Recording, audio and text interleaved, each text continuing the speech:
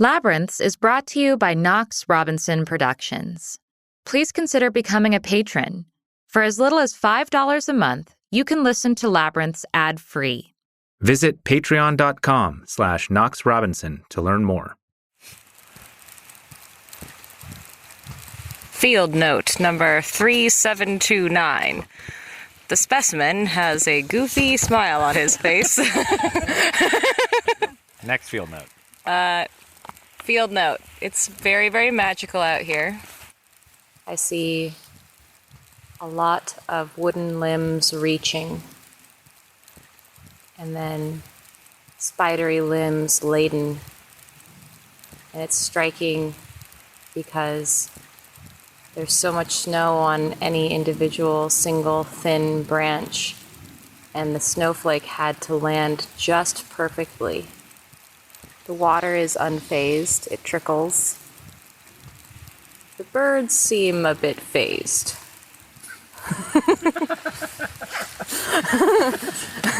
You're a good poet, just off the cuff. Yeah. You should write more poetry. You think so? Yeah, you're good. No.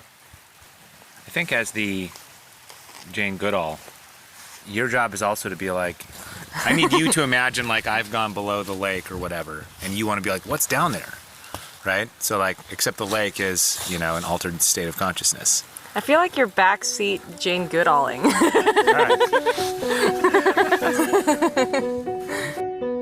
right. Feeling lost? Then you're in the right place. I'm Amanda Knox. And I'm Christopher Robinson. And this is Labyrinths.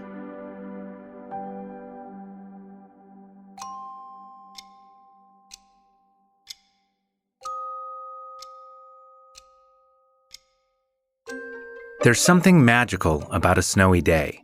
The fresh fallen snow changes the contours of reality. Well-trodden paths vanish. New ones emerge. Objects take on novel shapes. Could you also take on a new shape? Find a new path when your snow globe has been shaken up?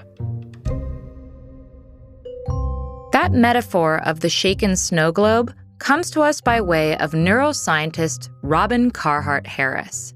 In part one of this miniseries, The Fungus Effect, author Michael Pollan gave us the lay of the land on the current psychedelic renaissance, much of which is the result of pioneering research into how substances like psilocybin affect the brain and how they can be useful tools for mental health and well-being. Dr. Carhart-Harris is one of the researchers leading that charge. He formerly headed up the Center for Psychedelic Research at Imperial College London and is now the Ralph Metzner Distinguished Professor of Neurology and Psychiatry and Director of the Psychedelics Division Neuroscape at the University of California, San Francisco. The journey that brought me here involved a little bit of experimentation in my teens, which introduced me to psychedelics. And then a deep interest in psychology, I suppose, like many young people, wanting to understand myself better, and doing a degree in psychology and then a master's in depth psychology, psychoanalysis and such like.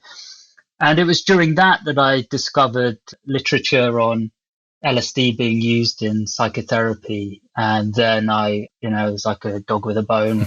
And that was it. And I never looked back really. And that's what I wanted to study. So I did everything I could to try and do that. And I did a PhD in psychopharmacology, and that opened the door for me to be a researcher in this field.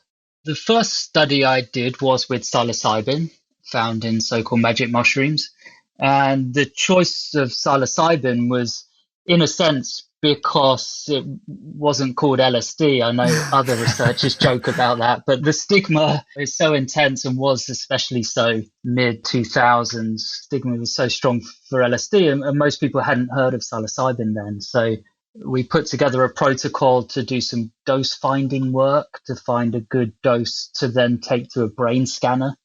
And the brain scanning modality is called functional magnetic resonance imaging. It's a method to look deep into the brain with quite a high degree of spatial resolution and look at all the different regions and the activity there and how they talk to each other there's a lot of different analyses we can run on those rich data. And so that was my way in. And it took me a little while to get to be able to do that. As you can imagine, it's not a trivial thing.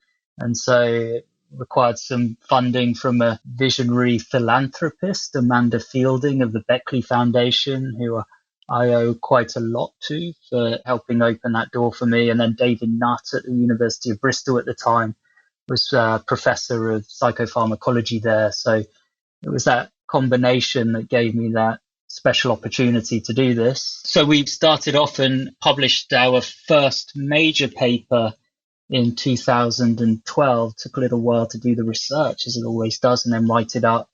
But that went into a top scientific journal called PNAS. And off the back of that, we started to look at depression. And that's kind of an important direction that we've gone in since, is to do some quite groundbreaking research looking at psilocybin for depression. Yeah, that's something that has interested me. I'm curious to know what you can tell us about what happens to the brain when a person experiences trauma or is experiencing depression, and how you found that psychedelics, and particularly psilocybin, impact or can be used to treat those symptoms in the brain.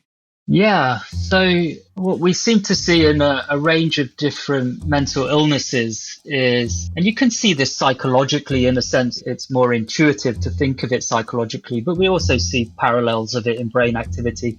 But ways of thinking and then patterns of brain activity that map onto these become reinforced in certain mental illnesses. You kind of get stuck in the particular pattern. And you see that pattern in the brain, but you also see it in the way that you think and you behave. So in depression, you get stuck in this negative, pessimistic pattern of thinking, and it's hard to get out of it. And it's easy to get sucked into it. And other disorders could be eating disorder. It's a similar kind of thing. You reinforce a certain way of looking at yourself and then behaving, and it is very, very difficult to budge.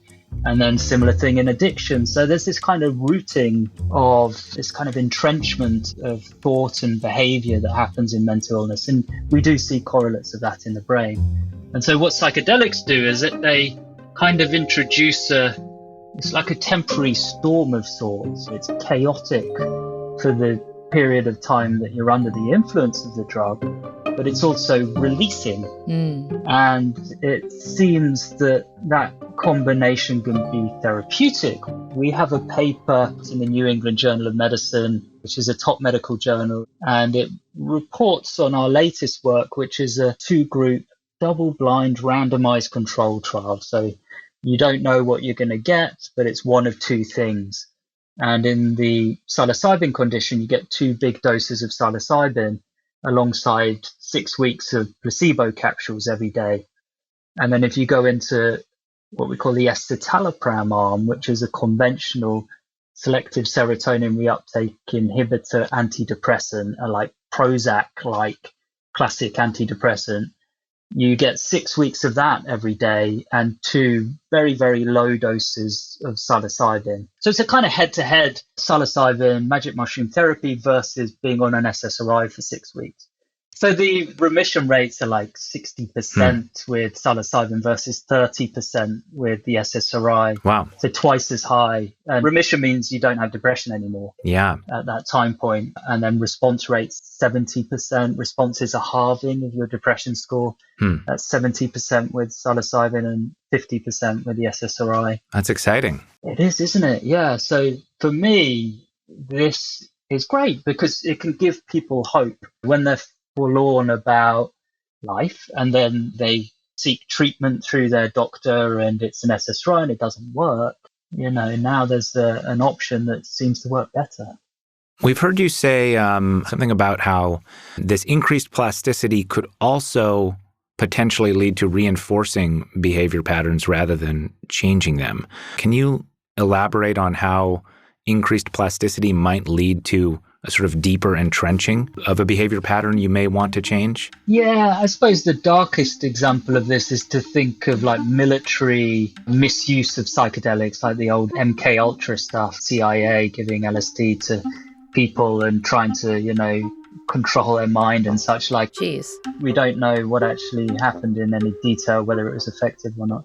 But a bit like the accelerated learning, like, learning simple cues like a stimulus is aversive, you could probably try and entrain someone in a particular way and harness the plasticity for the sake of learning something. That learning would have to be something somewhat simple and like implicit. It couldn't be like learning, a mathematical equation or solution or something. That level of analytical thinking is negatively affected by a psychedelic. Right. But low level implicit learning, associations can be enhanced. So it all depends what you do with that kind of blank slate in a way. Has anyone done any research into what would happen if you gave someone psychedelics and then put one of those like language learning listening audio CDs on? Like could they come out fluent? Like Yeah. Do you know, it's not such a crazy idea. In fact, it's a good one. And well, you're welcome. It's a great idea. Thank you. I'll use that one. I'll have to credit you. Yeah, they tried to do that with microdosing, and whether they went ahead with it in the end, I'm not sure. But the field is full of these anecdotes of people learning juggling and that kind of thing. There's a great cartoon online about this baseball player who took some LSD and didn't realize he had a big game. Oh, no. And was under the influence when he was playing, and he was a pitcher, and he actually threw, do they call it a no-hitter? A no-hitter, yeah. Wow. Yeah. And he said he just got into the zone and he was in the flow. One of the most interesting things about this research for us is that it's not just the immediate, but the long-term benefits, the lasting benefits for things like depression. And it makes us curious about what is known about the potential negatives. We know that the set and setting, the context, the container, as you phrased it, is super important for having a positive experience and a therapeutic one that has lasting impacts. And we know that if that container isn't there, or if you have the wrong container, the wrong set and setting, people can have really negative experiences on these substances. Is there any knowledge or data or research about whether or not a sort of negative experience in a psychedelic trip has long-lasting negative effects as a sort of mirror version of the long-lasting positive effects? Especially when you think we know that negative experiences can have lasting, entrenched negative behavioral or neurological patterns as a response to it. So we're just curious if that's also been shown. Yeah. It's difficult to show because no one would want to do a control study like that. And so fair. Provide a really awful set and setting. But a kegger. I don't know what that is.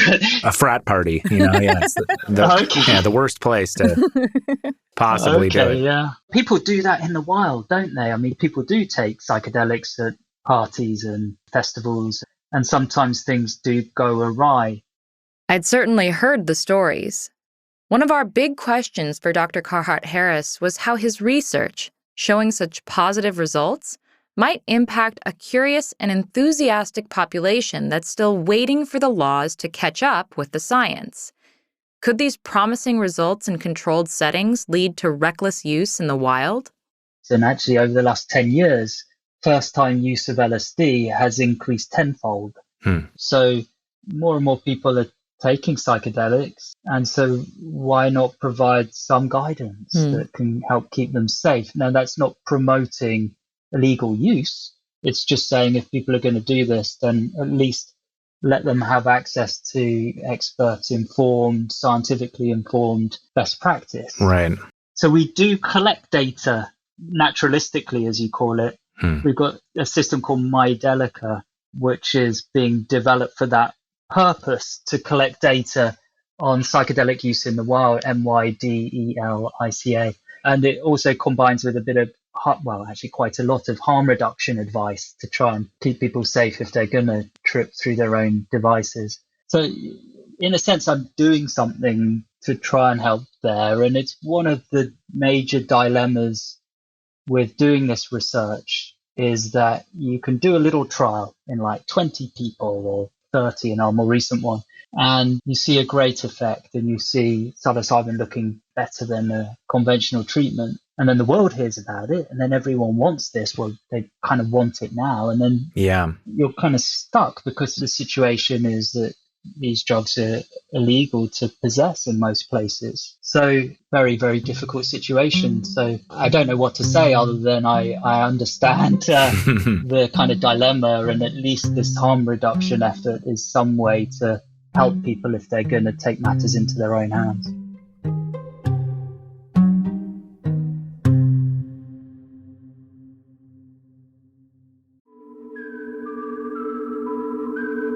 We could tell you all the great reasons you should support Labyrinths on Patreon, including ad-free episodes and exclusive patron-only content. But why not hear it direct from a listener? Hi, my name is Allie, and I joined Labyrinth's Patreon because there's nowhere else that you can explore the ebbs and the flows of humanity with the kind of truth and grace that you can get with Labyrinths.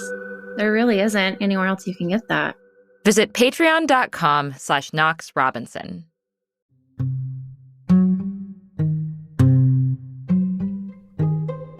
Researching how psychedelics affect things like depression and anxiety through controlled studies and through gathering data from psychedelic use in the wild is just part of Dr. Carhart-Harris's work. Equally important is understanding the neurochemistry.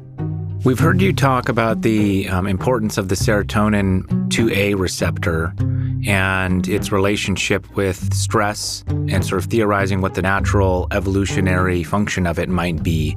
And I want to maybe rephrase to you how we've kind of understood that, just so you can tell us if we're getting it. As non-brain people. Yeah. Sure. It sounds like the brain is always looking for cognitive shortcuts to reduce the burden of processing information from the environment. And so we develop habits, both neuronal and behavioral patterns that function well most of the time to allow us to navigate our context. But then sometimes that doesn't function correctly. Those habits lead us into situations where things aren't going well and stress goes up, and then that upregulates the serotonin 2A receptor, which increases neural plasticity, which allows us to be more sensitive to our context and hopefully create a more nuanced response to our situation. Does that sound right? Yeah, it's a pretty good take on it, yeah. So it turns out that it looks like the aspect of the serotonin system that psychedelics work on. So there's a few kind of jargony terms here, serotonin being a neurotransmitter and neuromodulator, a chemical in our brains that kind of tunes brain function in different ways. And so these 2A receptors are proteins that sit in the membrane of neurons, brain cells for the sake of simplicity.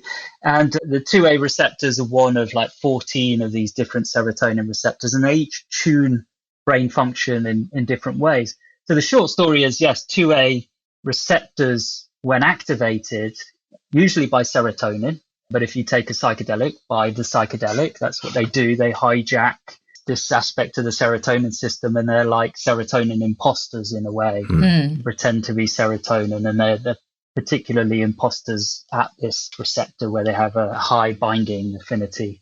And this receptor, it activates plasticity, and that, most simply defined, is the ability to adapt and change. And the link with stress is a bit like framing the question, why do we have this system? Why is it evolved? What's its function? And it transpires that during conditions of adversity, during conditions in which we feel stressed, this system does indeed upregulate or become kind of primed.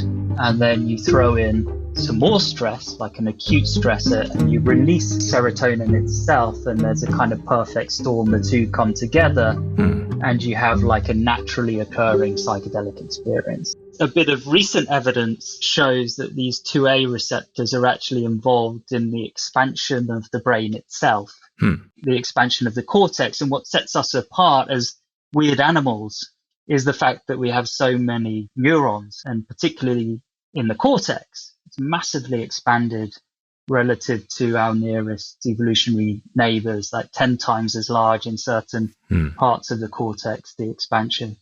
And that happens early on in the fetal brain, what activates this expansion are these things called basal progenitor cells, which are like neural stem cells. They're like pre-neurons. And it seems there's a pretty specific relationship between 2A signaling, these very receptors that are the key ones to how psychedelics work. If you block them, you don't trip, you don't have a psychedelic experience. Mm-hmm. These are the ones that engage what we call proliferation of these neural stem cells, which is the event that needs to happen for our brains to expand like they do. So the authors of that work have said explicitly that this links the serotonin 2A receptor that psychedelics work on to the evolution of the human brain. Cool. I've heard people say that the infant mind, the infant experience of reality, may have some similarities to the psychedelic experience. Can you speak to that at all? Yeah, there's a few bits of evidence that suggest the brain, if you image the brain and brain function under a psychedelic, it looks like the brain in like an infant. It's less chopped up into specific modules doing specialized things. And similarly, if you are engaging something that happens in the embryonic brain via the 2A receptor, when you activate this system later on in life, like in adulthood, you get something that's kind of different but related to what you see in the embryonic brain. Like you see accelerated growth, but it's more at the synaptic level. It's like the connections between neurons rather than the actual growth of neurons themselves.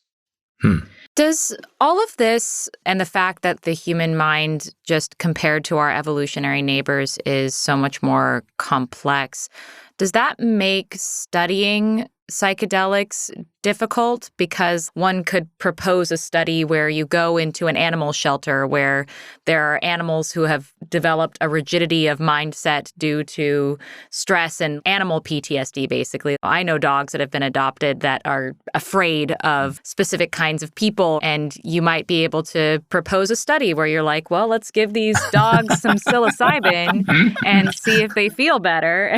But also, can you do that and be able to say something about brains, or is the research sort of needing to be grounded in the human brain? Yeah, I guess the most obvious thing is that we can talk and describe the experience, at least afterwards, maybe not during a trip. And so, we get poetic works like The Doors of Perception, Aldous Huxley and Michael Pollan's brilliant book. And we can do subjective ratings. You can rate the intensity of your mystical type experience and ego dissolution and all these abstract things. Whereas animals just behave, or at least that's the readout that we go by. So it turns out the most basic readout of an animal tripping is head shakes. They call them wet dog shakes, like trying to shake something off. probably the trip, Yeah. So you see that quite reliably, and it's actually a relatively reliable index of an animal like a rat on a psychedelic. So we get more rudimentary readout, but you can look at things like learning, low-level learning, like learning that a certain stimulus is aversive. Like if it happens, you're going to have an aversive air puff in the eye. And so animals, it turns out, learn these kind of cues more quickly under some LSD and other psychedelics. So it's another bit of evidence to link this receptor to plasticity and learning and adapting. Yeah. I'm reminded of those studies with learned helplessness in dogs. I'm sure you're familiar with those. You create the shock panel, whatever they did. It sounds kind of horrible, but creating the scenario where the dog doesn't realize it can save itself. By like jumping over a little barrier or something. It's been taught to be helpless in its situation. And I'm wondering if there's been any research into whether or not LSD or psilocybin or something like that could, through, I guess, extinction learning, is that what you call this? Like unlearning a behavioral pattern? Yeah. Is there any research with extinction learning with animals? Because I want to help that dog. Yeah, right. We all do. And none of us really want to do that kind of research as well. And thankfully, I'm lucky that I don't. But yes, it has been done. And the effect is what you would think. Increase extinction learning with a psychedelic. And this kind of unlearning is as useful as learning something new, as unlearning something old, if that old thing was something like an addiction. Right. So it's a similar kind of principle, this window for change. Yeah, I think the reason we're primarily interested in that is that there's a cultural block that has been in place probably since Timothy Leary's days. And I think people have this notion that not only is there a high likelihood, which I think is false if you have the right container, but there's this sort of notion out in the world that there's a high likelihood of having a really negative experience. But not only that, but that it can affect you for a lifetime. You'll be having acid flashbacks or something like that. And so that is, I think, really scary to people. And if you could somehow show that the worst possible outcome here is for the duration of your experience, you have a negative experience, but it's not going to permanently damage you. Maybe it would reduce some of that fear people have about this. Yeah. Well, I don't want to present a misleading picture because the risk, in a sense, is real. I mean, if you have a very intense experience and you have that hyperplasticity and you have an awful context, like something traumatic, then like post-traumatic stress disorder, it's possible that when you experience a traumatic episode, your body and brain engages in a way that is like a naturally occurring psychedelic experience, and what's going on in your context gets kind of stamped in because of the hyper alert and hyperplastic state that you're in. For evolutionary reasons, we should be very sensitive to our context in conditions like that. And when we do our research, we tend to do it in a therapeutic context with care and preparation and screening and aftercare as well. And so there, even though you might have a really difficult experience, we have the right therapeutic container to help you grow from the experience. In a similar way that there's such a thing called post-traumatic growth. You can have a traumatic episode and yet not develop PTSD, but instead, have some kind of epiphany and go on to live a fulfilling and a happy life. Yeah, that definitely resonates with That's me. you, the description of you from prison. I thought it was. Well, yeah, it's funny because I feel like it's not a given that you're going to come out of a traumatic experience like imprisonment with something bad. And actually, a lot of times it's the set that you bring into it. And I found that a lot of the people that I was spending time with in prison were sort of set up to get the worst out of prison because they were already people who were struggling with mental illness and addiction and PTSD, because a lot of them had already been victims of crime. And so here they were, these people who were making bad decisions that got them into prison in the first place, and then they go through yet another traumatic experience, and it only made things worse. Whereas here I was coming from a loving family, nothing bad had ever happened to me. Suddenly this crazy thing happened really close to me, but I didn't even have time to process that before I was put into prison. And meanwhile, my entire prison experience is being, at the very least, supported by my family as I was getting through it. So I was bringing a very different set to that setting. And I think I got something psychologically different out of it because of that. Being in the world of criminal justice, I'm just really, really interested in how psychedelics can be implemented to not only treat those who have the deep psychological traumas of having committed crimes and are therefore in prison, and so have these like sort of entrenched behavioral patterns that are not helpful to them and to others, but also just thinking about how it might increase public safety. Like we're talking about the betterment of society because there are just weller people in society. And a lot of the people that I met in prison were making bad choices because bad things had happened to them already. And so my curiosity in all of this goes with both knowing lots of people who've been wrongly convicted who are grappling with that psychologically and the sort of learned helplessness that arises from that, but also just the learned helplessness of guilty people. And there's a sense of, if you could shake their snow globe. If you could shake their snow globe, maybe there's another way, and like maybe that would reduce recidivism rates. And like, so these are all things that I'm bubbling around in my head. Well, there's a lot of potential there, and some famous work was attempted in that space by the likes of Timothy Leary and Ralph Metzner and Ram Dass. At Harvard, this prison experiment, the Concord prison experiment, they tried to go into the high security prison there and work towards sort of psychedelic therapy, assisted improvements in recidivism. So, yeah, I guess at the end of the day, it's about trying to understand the things that influence the way we behave, having a broader conscious awareness of oneself and one's past. Be less likely to fall into the traps that otherwise we fall into when we're less conscious. Yeah.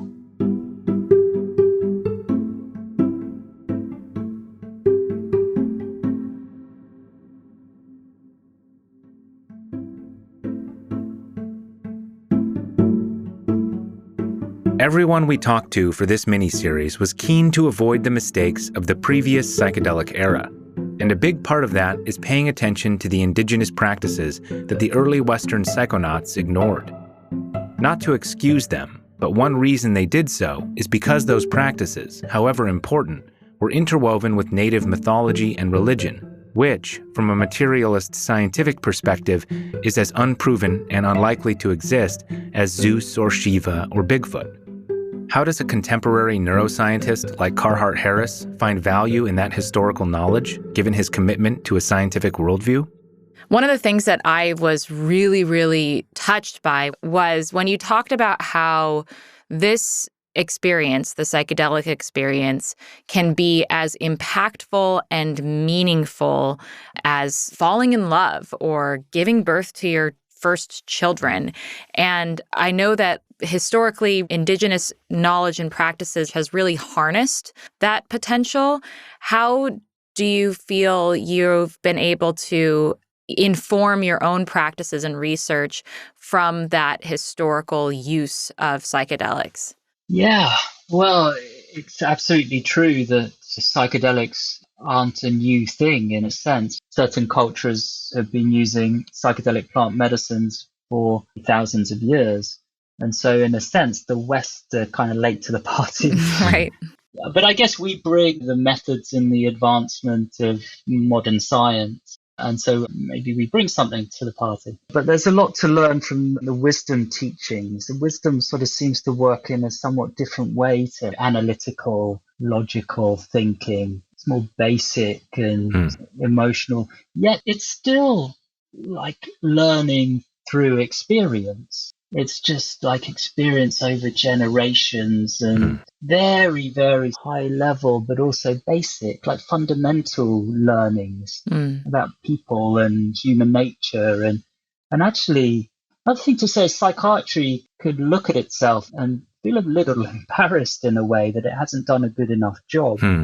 If the leading tools that we have for treating mental illness are being on a drug all the time, every day. Right. It feels like quite a blunt tool, not that sophisticated, really, whatever the pharma companies might want to tell you. And you compare that with the wisdom teachings that you hear in certain cultures that live in harmony with nature and don't exploit resources in the way that we do in the West. It's a very different kind of approach. And yet those are approaches for wellness, aren't they? Yeah. And those cultures seem to be pretty healthy when they can operate and they're not being exploited. And so it's a funny old thing. I think some kind of marriage of sort of wisdom teachings and science is an exciting area that could be catalyzed by psychedelics. Yeah, the ways that these substances have been used in indigenous cultures are so different than how they first started getting experienced in the West. The molecule came, but the ritualistic cultural elements didn't in that initial importing phase. But the Western psychological model that we have for this now, it seems to me like you can't just directly port over the ceremonial methods and so forth into our Western culture, but you can learn some things from the abstract structure of how those substances are used and figure out what the shape of our container ideally looks like in the context of our own culture.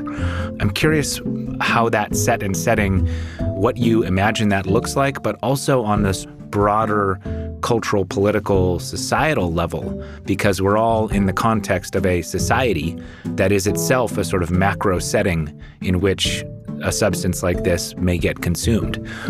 And what is our current setting like? And is it good or bad? What do we need to change about that in order to get the most use out of this? Yeah, well, it's a rich space, isn't it? Because, the cultural container for a long time, at least in recent decades, since the 60s, has been psychedelics are dangerous drugs that are controlled in the highest bracket of harm and maximum penalties if you're found to be taking or supplying these drugs. And you compare that to a cultural container like ayahuasca use by the Shipibo people in the Amazon, where this is part of the healthy lifestyle and living in harmony with one's surroundings and such like. So we have a very different cultural container. Now that's changing. There are things like the decriminalization initiatives happening in the States and legalization initiatives in Oregon. And so there are these progressive changes. And then you have the medical track with companies trying to achieve licensing for psychedelic therapy for these indications. And also not-for-profits, MAPS are doing this with MDMA for PTSD. So it's a changing cultural climate, and I suppose that's the cultural setting.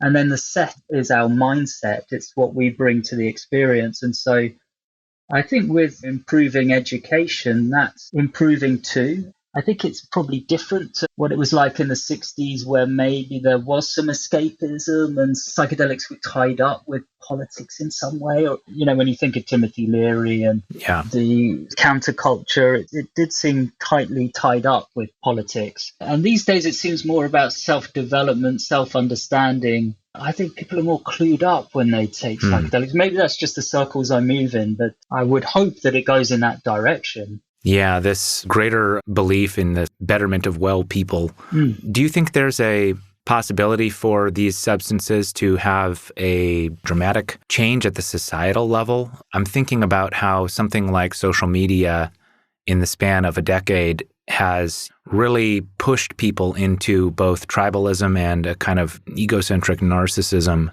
reinforcing our sort of worst tendencies, getting us into a frame of like continual judgment of each other and ourselves. And from my experience, things like psilocybin militate in the opposite direction, and they reduce the narcissistic ego side of ourselves. They connect us back to nature. They decrease things like tribalism on a personal level. Can that fix our broken society? Do you know what? I think it depends more on what we do with these tools than it being an intrinsic property of the tools themselves. I think people can still be polarized and be, microdosing on their psychedelic or whatever, and they're getting, wrapped up in some kind of political perspective and going down a rabbit hole, and the classic kind of rabbit hole phenomenon that you get in this digital age. That echo chamber effect, and all you're hearing is your preferred side of the political debate. So I do worry about that. And you see things like, what's he called, QAnon shaman, and yet apparently a proponent of psychedelics. And how does that happen? And so it's interesting to consider whether that was a combination of plasticity and that kind of echo chamber effect in the sort of alt-right populist way. So not necessarily. And so that's why I think it's important that we just see psychedelics as tools, like powerful tools. So an opportunity, but the potential for healthy societies depends much more on, I think, what we do with those tools. So bringing in things like tried and tested wisdom teachings, I think can be a good way to go. Yeah, it's fascinating to think that this tool that technically humanity has had for so long and has so much experience with could have great potential for society. And there are many, many obstacles that go towards using it. Meanwhile, social media was just sort of thrown out there and with no sort of thought as to how it too is a tool that could radically change society.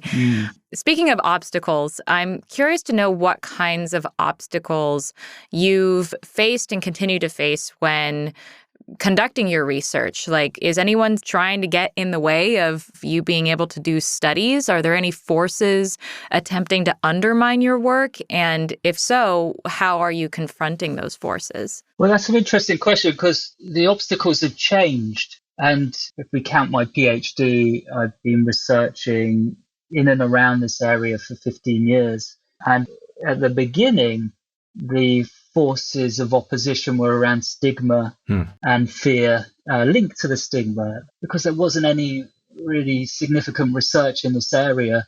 People just thought it was out of bounds. Like, you can't go there. You couldn't possibly do an LSD brain imaging study. But just incrementally, we looked at the evidence and then laid it out to ethics bodies and such like. And when we did that, it looked quite reasonable that we could do this work. And so you start building a bit of momentum, and other teams around the world start doing this, Hopkins, for example. And that's the way it's gone. And so I think we moved things along in terms of the stigma and the perception because we've built up quite a bit of evidence now. We can do this work safely. They are very interesting and informative tools to study consciousness, for example, and they may have this remarkable therapeutic potential. So that's been a change that's happened in like 15 years or less with, an exponential kind of quality to it, where it's sort of more recently really started to take off.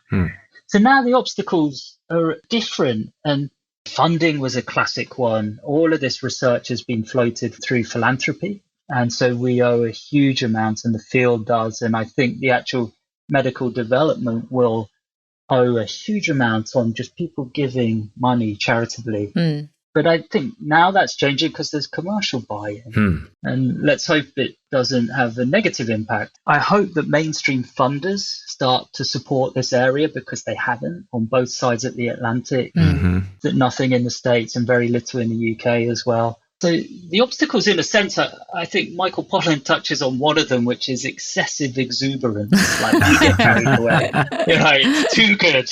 Yeah. And maybe like the politicization of psychedelics could be tied up with that. Like, they're a tool for the activist in a way, but it's that problematic energy that can sometimes be tied up with sort of angry activism. Yeah, and then on the other side, if psychedelic medicine sort of lost its soul through selling out commercially, that would be another sad story. So there's this interesting tightrope we're walking at the moment. Is it important to be focused on treating maladies as opposed to the sort of betterment of well people model? Is it going to be easier to get funding to advance the research if it is focused on, like, look what this does for depression, look what this does for anxiety? Can you get funding for a study where you're just taking self-reported healthy people who don't say they have a history of depression, and just what can it do for them? Yeah, so you can't easily win mainstream funding for that kind of research, and I've been on the wrong end of that. It's much easier, or it's very, very difficult. The only mainstream funding we won at Imperial was for a depression trial in treatment-resistant depression.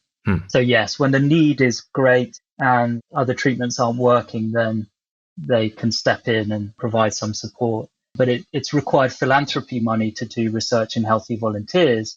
But I would say I think some of our best work is in healthy volunteers, looking at the process of change, doing brain scanning before and after, and also using a more easily tolerated brain scanning approach called EEG during the experience, so looking at brain waves. And so that's something we've done in healthy volunteers, and we've learned a huge amount doing that approach. And you see changes in mental health of a similar magnitude to what you see in depression. It's just you're seeing improvements in well-being, right, and flourishing and self-esteem and compassion, all these good things, So mental health is a continuum, and it's a false dichotomy to talk of people who are suffering from mental illness and those who are well. There's no clear cutoff there. So if psychedelic therapy can improve mental health across the board, then that's the way it is. That's what the evidence seems to indicate, and work by Carhart-Harris and others providing this evidence has led activists across the country to push for the legalization and regulation of psychedelics. Next time, in part 3 of our miniseries, we'll be talking to the people behind Measure 109 in Oregon, which passed in the 2020 election, and for the first time anywhere, laid the groundwork for legal psilocybin therapy. In the meantime, Engage those serotonin 2A receptors and let your ego get lost with us. Find us on Twitter, @AmandaKnox. @ManUnderBridge. And if all this talk of psychedelics has you seeing stars, we hope you'll share with us 5 of them. And if you've already rated this podcast, please tell a friend, tell a nemesis, tell a stranger. We're lost without your word of mouth. This episode was written, edited, and sound designed by us, with theme music by Josh Budo Karp.